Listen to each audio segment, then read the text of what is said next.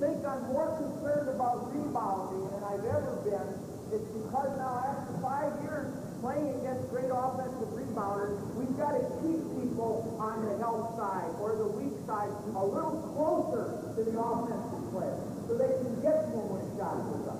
We've got to keep the post man in position to drop that foot and still get him to the baseline.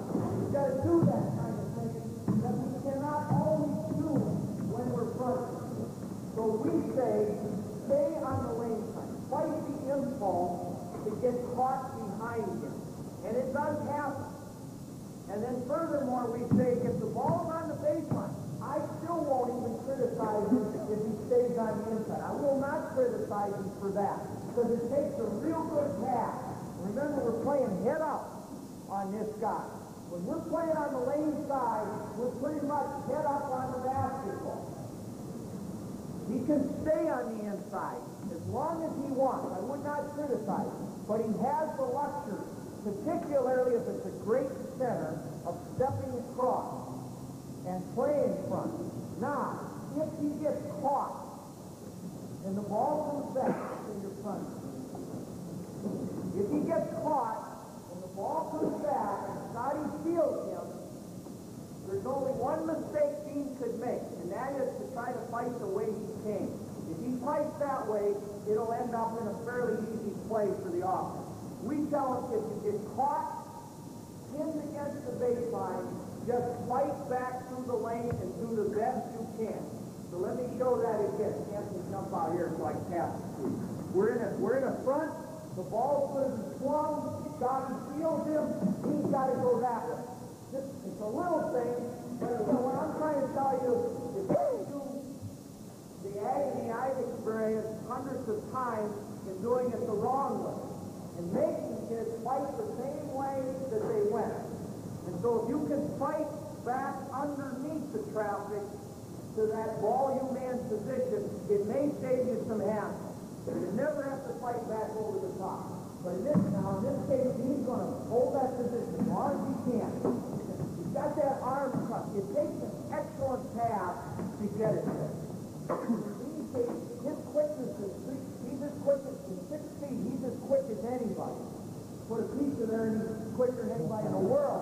But he's still as quick as anybody, even without the piece. It's the thought of piece. And he will get there. He will keep people from getting the basketball inside without a basket. Remember, the guy is stationary with the ball, and you're high-handed, you're tracing, sometimes deflecting the ball. And when it goes back, if he's on the inside, it's easy. You see, if he's fronting, and he's against a good post man, because you're going to front great post players. You're just going to know that. You're going to front them, probably. And so now, he's not going to get back so easily, but we want to see if he can get back. Big guy can. That's the best he can do. That's the very best he can do. Now, that's what we do against the post probably 75% of the time. As I said, when we're pushing or steering, as you know it, we exaggerate everything. Our push, I'll just say this, our push or our steer defense is our zone. It means we flood to the ball, we push the ball, we shut down reversal, we sink all the way across. That guy standing with a basketball over there is looking at 5 people crowding the area of the ball side of the floor. And we're making the man with the ball dribble. That's the plus. I want to show you that in its entirety at the end of the defensive segment in one simple setting. But we're talking now about basic defense. We have to play 75% of the time. And that's how we're going to play the post. We're not going to pull from the baseline side. Coach, what are you going to do with it?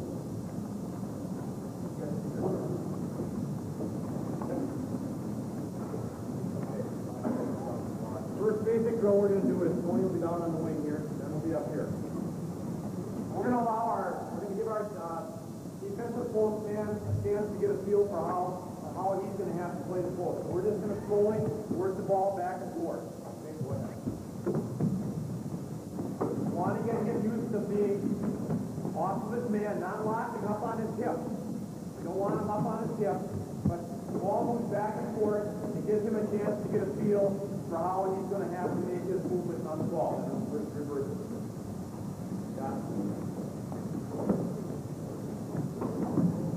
Keeping vision.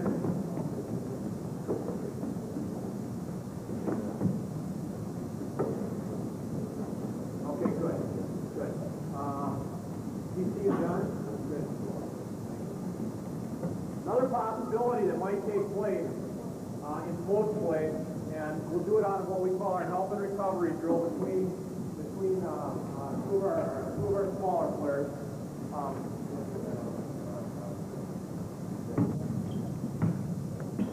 Not always going to be post players that end up in the post.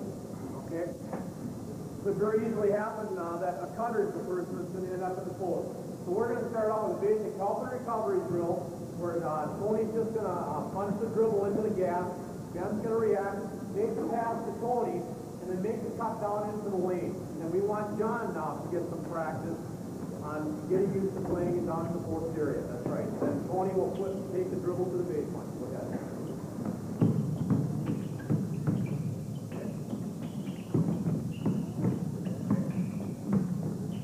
Okay, good. John, you don't want to take the baseline.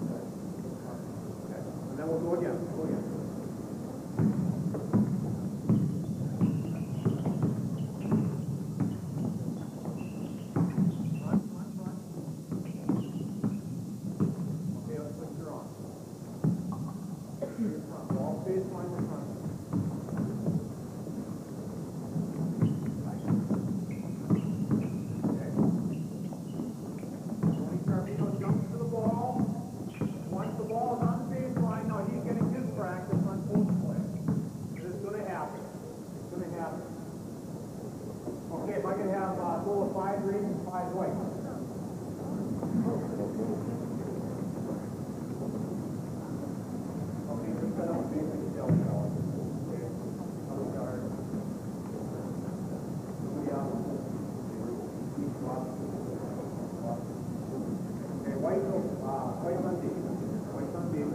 Basic shell drill, okay? We're going to allow the offensive postman, nobody else is going to move. We're going to allow the offensive postman to move from block to block, okay? So the defensive postman is going to have to get used to positioning while the postman is moving. The ball's going to move around the horn. Hands behind your back.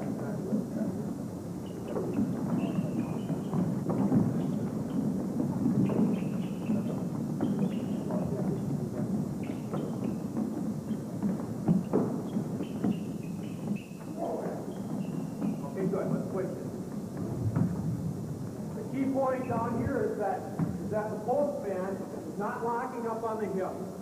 Okay? He's giving himself the opportunity to move by staying up the line, keeping a ball-you-man relationship. He's not locking up on his man. He's up off the ball, off of his man rather, and he's always maintaining that hand on the line. Let's go back around.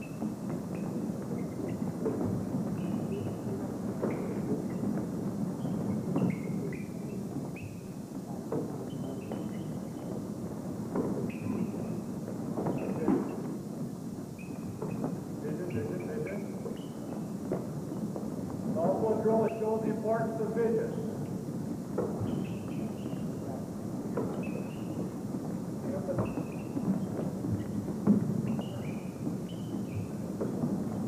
Okay, so punch, let's take the dribble to the baseline now. Go ahead and take the dribble to the baseline.